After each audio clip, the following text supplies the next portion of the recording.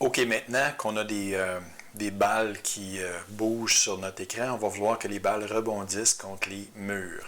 Donc, ce que j'ai fait, là, juste pour vous montrer le principe, c'est que j'ai défini dans nos balles bleues, rouge, bleu et jaune, un déplacement en Y qui est égal à 0. Ça veut dire que nos balles se déplacent juste dans la direction des X. Et ce qu'on va vouloir, c'est que la balle jaune ici rebondisse, que la balle bleue rebondisse et que la balle rouge rebondisse. Donc, on va vouloir que les balles rebondissent quand leurs coordonnées, ici, notre valeur de x plus le rayon dans le fond, va être égale ou va dépasser une paroi. OK, donc allons-y tranquillement. Donc, ce qu'on va vouloir faire, c'est avant de déplacer la balle, avant de la dessiner, on veut vérifier s'il y a un rebondissement contre un mur à faire. Donc, commençons par regarder le mur de droit ici. Donc, si on regarde la balle ici, ce qu'on veut suivre, c'est le point qui est le plus en avant, c'est-à-dire le x plus une longueur de rayon. Quand ça va toucher ici, on va vouloir changer la direction du déplacement en x. Donc à ce moment-là, ce qu'on va faire, c'est la chose suivante.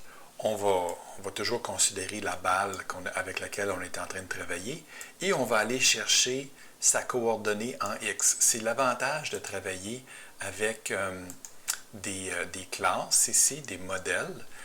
Étant donné qu'on a dit que chaque balle a un certain nombre d'attributs, comme par exemple le centre de son cercle et son rayon, etc., on est capable d'aller déterminer pour cette balle-là quelle est sa variable x, donc quel est le centre de son cercle. On va voir que ce n'est pas tout à fait ça qu'on veut, mais si jamais cette variable de x-là devient supérieure ou égale à la largeur du canevas, OK? Donc, la largeur du canevas, c'est cette dimension-là. Donc, si jamais la variable x est supérieure que la largeur du canevas, on va vouloir que la balle rebondisse dans la direction des x. Donc, on a ici une nouvelle fonction qui s'appelle rebondir en x. Puis, rebondir en x, ça veut dire quoi? Bien, ça veut dire tout simplement ce que j'ai indiqué ici, rebondir en x, c'est une fonction, une méthode en fait, qui fait que le nouveau déplacement en x va changer de signe. C'est-à-dire, au lieu de se déplacer 2 pixels vers la droite, quand on rebondit, on va se déplacer 2 pixels vers la gauche. Quand on se déplace vers la gauche, ça devient négatif. Donc, on va aller voir si ça fonctionne quand on fait ça. Donc, ici, on est en train de travailler juste avec la paroi de droite. Donc, il n'y a pas eu de rebondissement ici. Mais oups, on vient de voir que la balle bleue a rebondi et la balle rouge a rebondi aussi. Regardons ça de près encore. On se rend compte que la balle bleue ici va dépasser la paroi un peu. Même chose pour la balle rouge. Elle dépasse la paroi et puis rebondit. La raison pour laquelle les balles rebondissent un petit peu trop tard, c'est qu'il faudrait rajouter ici à la distance le rayon de la balle. Okay? Donc, si on rajoute le rayon, qui est R, à ce moment-là, la coordonnée du centre plus le rayon, si c'est égal ou si ça dépasse la paroi de droite, on va devoir changer la direction. Ce que je vais faire ici, c'est que je vais augmenter la grosseur des balles. Comme ça, on va le voir un peu mieux. Okay? Donc, on s'en va comme ça. On voit ça, c'est le centre. Ça, c'est le centre plus le rayon. Quand le point ici touche, pouf, ça rebondit. On voit que les balles passent une par-dessus l'autre. Et c'était la même chose pour la balle rouge. On recommence. Ici, on ne traite pas le côté droit encore. Donc, la balle jaune s'en va dans le vide. Le rayon, le centre plus le rayon touche la paroi et on s'en va dans l'autre sens. Et puis, étant donné qu'on ne traite pas le mur gauche, la balle bleue et la balle rouge vont disparaître. OK, donc ce qu'on vient de faire, c'est bon pour le mur qui est à droite. Le mur à droite. OK.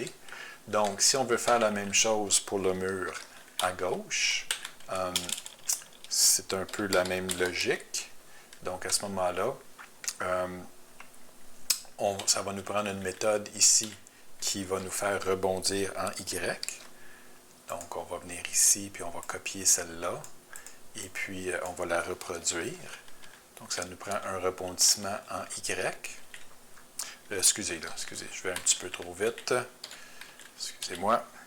On va se servir de ça tantôt quand on va aller dans l'autre direction. Donc c'est pas vrai qu'on s'en va on va encore vouloir rebondir en X, sauf que on va vouloir rebondir quand le centre moins le rayon va être égal à 0 ou plus petit. Okay? Donc pensons à ça comme il faut. On regarde le centre, on enlève le rayon. Si c'est égal à 0 ou encore plus petit, il faut rebondir. Donc le mur à gauche, ici, ça va être la valeur de x moins le rayon. Si jamais ça, c'est plus petit ou égal à 0, à ce moment-là, il faut rebondir. OK, ce que je vais faire ici, c'est que je vais augmenter la vitesse de nos balles un petit peu pour que ce soit un peu plus rapide à voir. Donc, je sauvegarde ça et je me résume.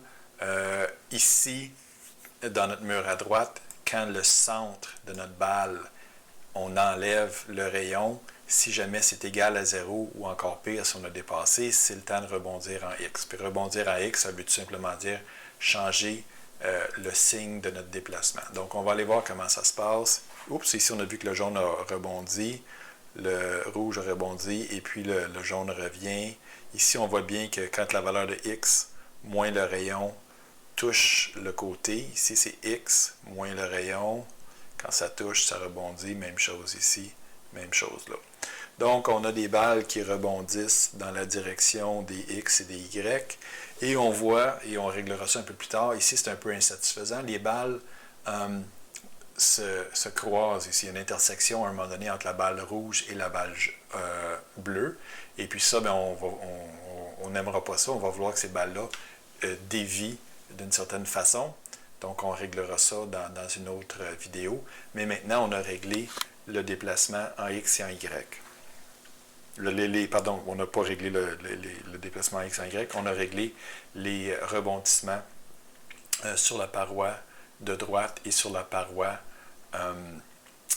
de gauche. On va faire la même chose maintenant en Y. OK, donc juste pour pouvoir illustrer ça mieux, je vais mettre les vitesses en X égale à 0.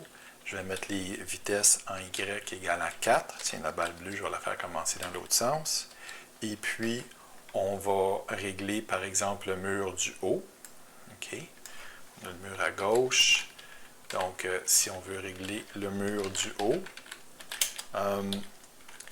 qu'est-ce qu'on veut quand la balle touche le mur du haut? C'est que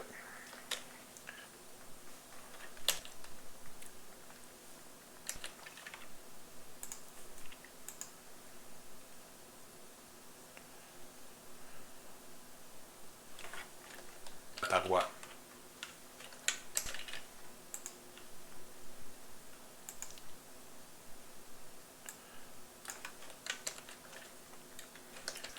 Donc, j'avais une petite erreur dans mon programme. Ici, je devais écrire plus grand ou égal et non plus petit ou égal.